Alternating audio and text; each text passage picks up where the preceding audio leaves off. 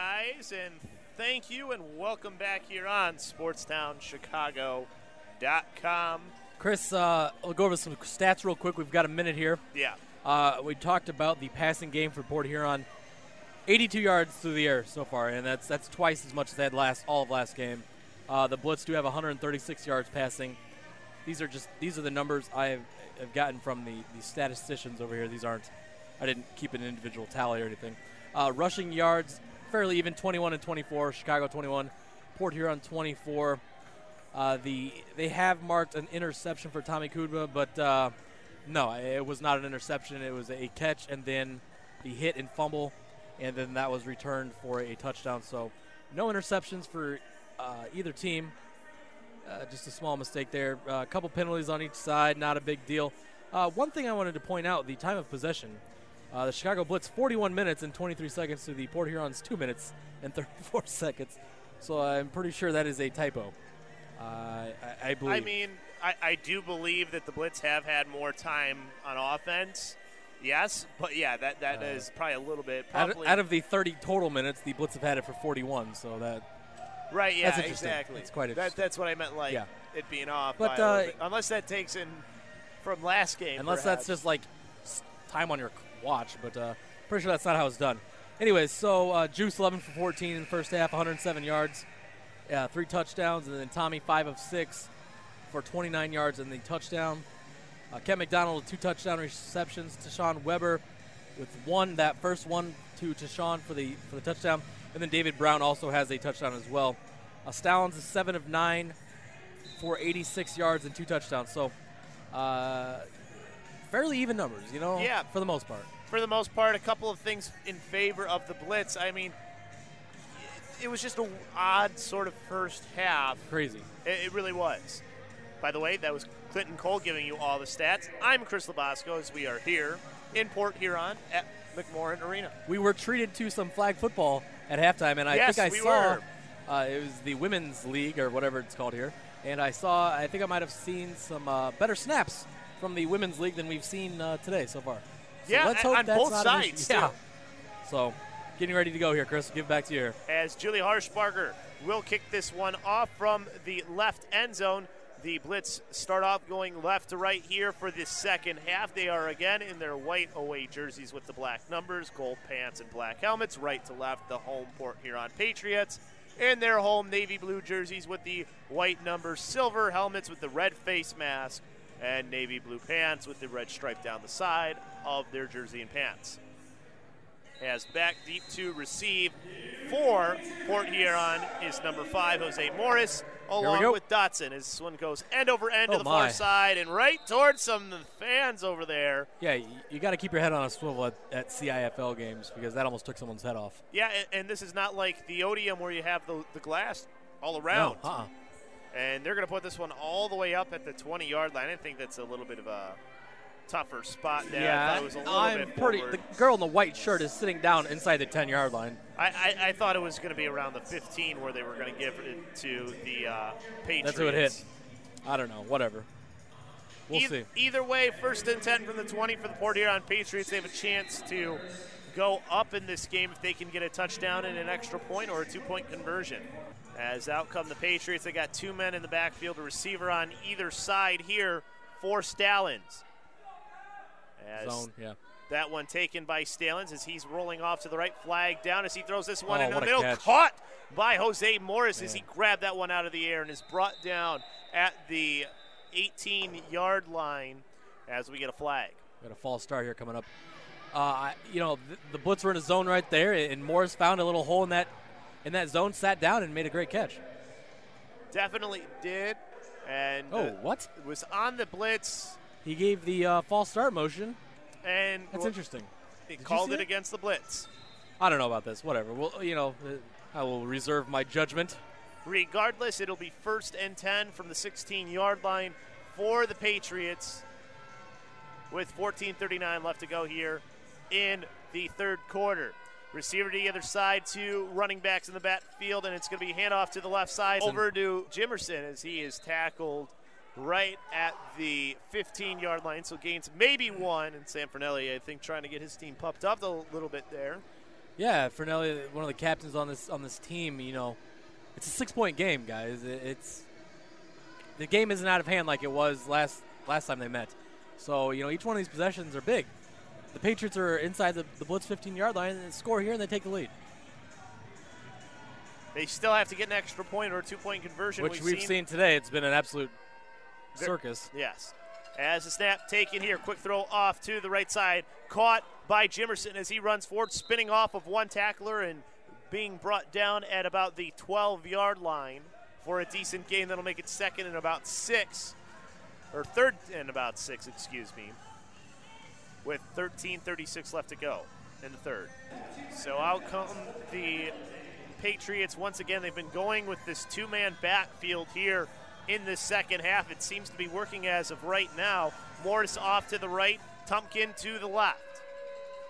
Stallings takes a snap, quick looking to the right side. DeAndre Mosley almost to him, quick throw into the middle, caught at the 5-yard line.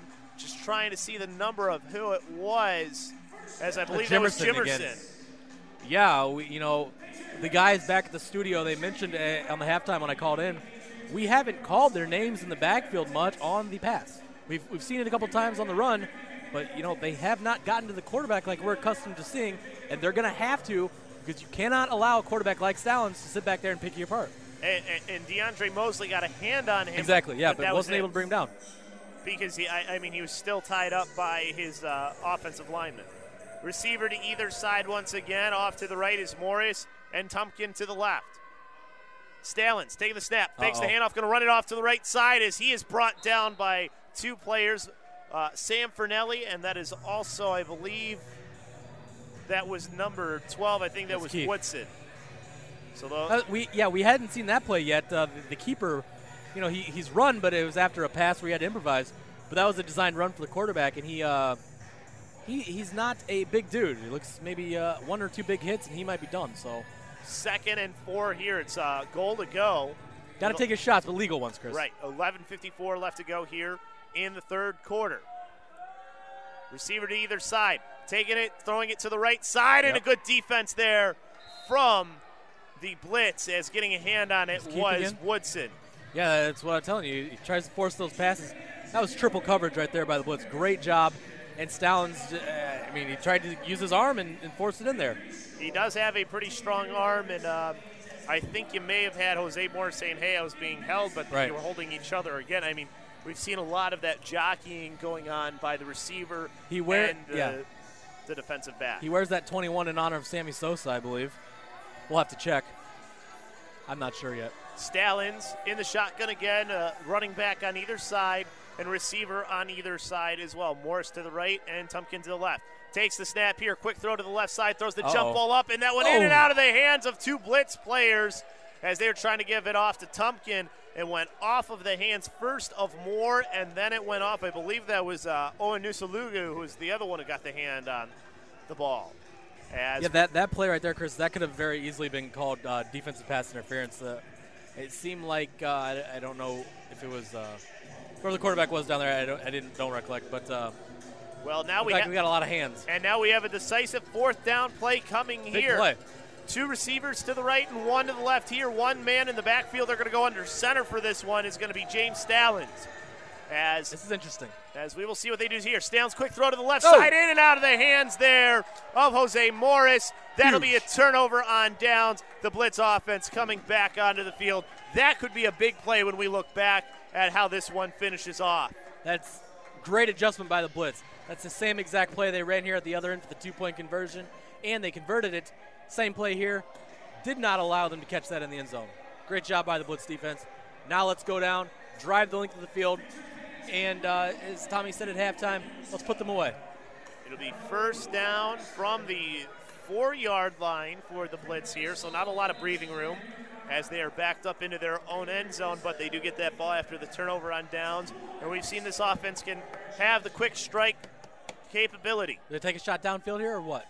We'll see what they decide to do. 2 receivers to the right, Kent McDonald to the left. He motions over to the right side now as it's going to be a direct snap there. Running off to the left is Weber. He gets to the 5-yard line, and that's where his momentum will be stopped by a host of Port Huron Patriots. A little bit of breathing room now for the blitz. I don't know if that was a purpose direct snap or not. I was just it was a about little to bring tough that to up. tell.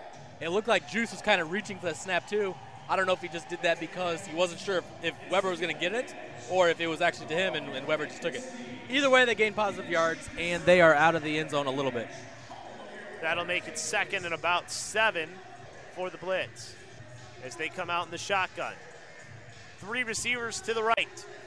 McDonald, then Brownlee, and then David Brown all the way on the outside. Juice with the snap, fakes the handoff to Weber, dropping plenty back, of men. rolling out to the right side, fakes the throw. Now it's going to run forward as he gets to about the 12-yard line. Actually, they're going to mark him at the 13. That's going to be close for the first down. Do they give it to him or not? Yeah, And they're going to mark him just short. Third and short. So Third and inches, yeah. 3rd and about a yard. Interesting decision by Juice there. He had Kent open, but didn't want to force anything and got the first year yardage. So good decision. Right, and he knew he had the backside pursuit coming, so right. Avoid it instead of getting hit as you throw. So now we'll have this 3rd down play here from Juice and the offense. Sounds like a club here. This may be the only club in Port Huron. I'm not sure. I'll have to double check. We did pass there were a lot of bars on the way that we saw in downtown. Oh, yeah. But for the club atmosphere, your best bet is here at the Port Huron Patriots game. 2 receivers right and 1 to the left in David Brown as he goes in motion. Juice Williams with the snap, gives it off to Weber. He's going to hold on to it actually as he runs off the left. A lot of room as he runs forward up to the 25-yard line as he went right over the top of Jose Morris. Morris looking like he's pulling double duty here tonight for the Port Huron Patriots, and they'll mark him down at the 24 actually. That'll be a 1st and 10 from the 24-yard line for the blitz. Still in their own territory, but they're moving those chains and they're moving the clock. 7:15 left to go here in the 3rd quarter. Great job by Juice again on the keeper. Instead of trying, do a little shake and bake, who knows what's going to happen. Just lowered his shoulder, went straight forward. Shotgun again, 2 receivers to the right and 1 to the left. Everybody pretty much on the line here. Is Juice going to maybe make a change here as he comes up to the line, telling his team some different things. Weber to his left in the backfield. McKinley backs off coverage here. Let's see what the Blitz do. He's back on now. As here we had 2 players switch. Who was out in front? Either way, Juice dropping back, looking towards the right side, and he throws that one incomplete, almost intercepted by McKinley as he saw that one.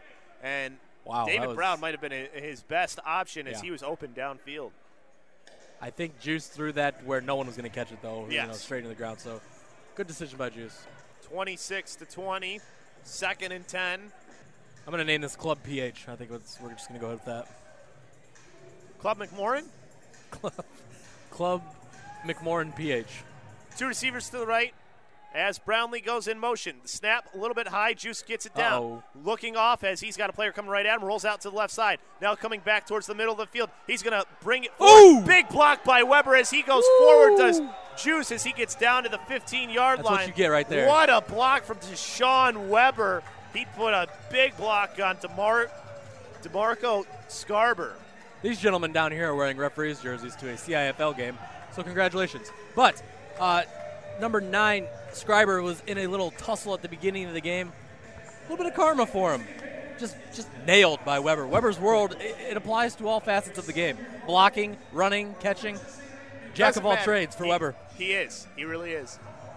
And maybe not quite the threat of Brian Piscasio, but he's getting the job here done so far for the blitz. Right.